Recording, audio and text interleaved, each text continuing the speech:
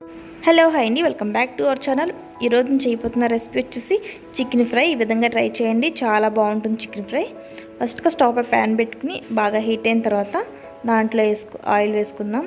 Oil కూడా బాగా heat అయిన తర్వాత సరిగా కట్ చేసి పెట్టిన ఆనియన్స్ వేసుకుని 4 పచ్చిమిర్చిని కూడా చీరుకుని వేసుకుని ఆనియన్స్ అన్నిటిని కూడా ఈ విధంగా ఫ్రై చేసుకోవాలి.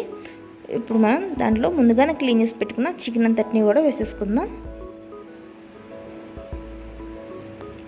ఇప్పుడు చికెన్ అంతా వేసేసిన తర్వాత ఒకసారి చికెన్ని కలుపుకుందాం.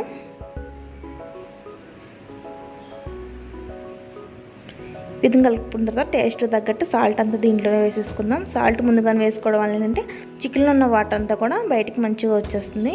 ఆ తర్వాత చిటికెడంతా పసుపు కూడా వేసుకుని మొత్తం అంతా కలిసే విధంగా కలుపుకోవాలి. ఆ తర్వాత మూత పెట్టుకుని ఒక 15 మినిట్స్ పాటు సిమ్లో పెట్టుకుని చికెన్ మగ్గించుకోవడం వల్ల చికెన్లో ఉన్న వాటర్ అంతా కూడా బయటకు వచ్చేస్తుంది. ఈ వాటర్తోనే మనం చికెన్ అంతా కూడా ఉడికించుకుందాం. సిమ్లో పెట్టుకుని ఉడికించుకుంటే చికెన్ అనేది బాగా ఉడుకుతుంది. చూడండి, వాటర్ అంతా బాగా వచ్చేస్తుంది కదా.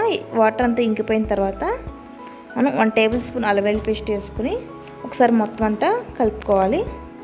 అల్లం వెల్లుల్లి పేస్ట్ మొత్తం ఒకసారి ఫ్రై అయిన తర్వాత ఇప్పుడు మనం టేస్ట్ తగ్గట్టు కారం వేసుకుందాం. 1 table spoon garam masala, 1 table spoon ధనియాల పౌడర్ వేసుకుని ఒకసారి అంతా ముక్కలకి అన్నిటికీ కూడా బాగా పట్టే విధంగా ఈ విధంగా కలుపుకోవాలి.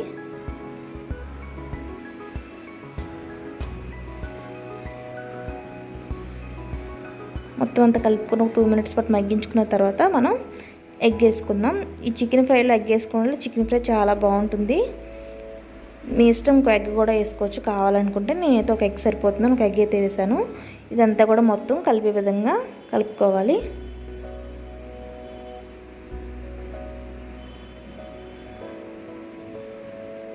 ఈ విధంగా మొత్తం అంతా కలిపేసుకుని 2 మినిట్స్ పాటు మగ్గించుకుందాం మనం. ఇలా మగ్గిన తర్వాత ఇప్పుడు మనం 1 table spoon chicken masala powder వేసుకోవాలి. మన కర్రీ ఫ్రై అనేది దించేసుకునే ముందు వేసుకుంటే ఫ్లేవర్ అనేది బాగుంటుంది. ఒకసారి మొత్తం కలిపేసుకుని ఇప్పుడు సన్నగా కట్ చేసి పెట్టుకున్న కరివేపాకుని వేసుకుందాం. లాస్ట్లో కొంచెం కొత్తిమీర కూడా వేసుకుని మొత్తం అంతా కలిపేసుకుందాం. అంతే ఫ్రెండ్స్, చూడండి, చాలా త్వరగా చాలా ఈజీగా అయిపోయింది. చికెన్ ఫ్రై చాలా టేస్టీగా ఉంటుంది. తప్పకుండా ట్రై చేయండి, మీ ఇంట్లో వాళ్ళందరికీ చాలా బాగా నచ్చుతుంది.